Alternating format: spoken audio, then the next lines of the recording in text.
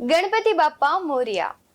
નમસ્કાર, BS9 TV ન્યૂઝમાં આપની સાથે હું ભગવતી વિશાવડિયા। ગણેશ ચતુર્થીનો 10 દિવસનો તહેવાર ભાદરવા મહિનાના શુક્લ પક્ષની ચતુર્થીથી શરૂ થાય છે।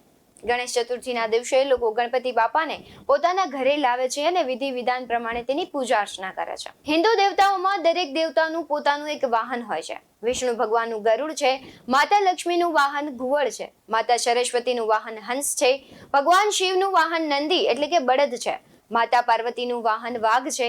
તેવી રીતે તમામ દેવતાઓના વાહનની પોતાની એક વિશેષતા છે। જેમ સિંહ એટલે ઝડપી વાહન છે, તેમ બળદ એટલે નિષ્ઠાવાન ભક્ત છે।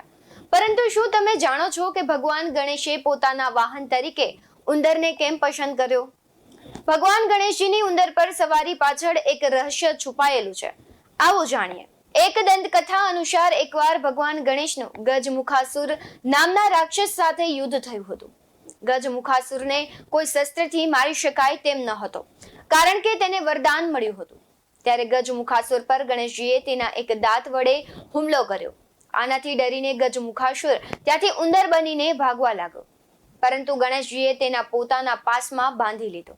આના પર ગજમુખાસુરે ગણેશની માફી માંગી અને આ પછી ગણેશજીએ તેમને પોતાનું વાહન બનાવીને નવું જીવન આપ્યું।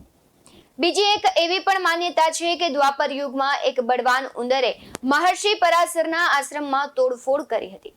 ઋષિમુનિઓના વસ્ત્રો અને ગ્રંથો પણ ચાવી ગયો હતો।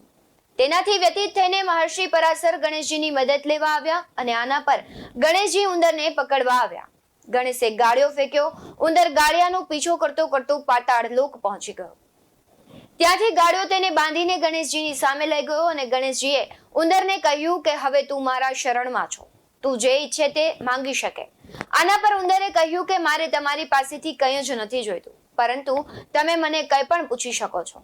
આના પર ગણેશજીએ કહ્યું કે તું મારું વાહન બને। આ રીતે ઉંદરે ગણેશજીનું વાહન બની ગયું।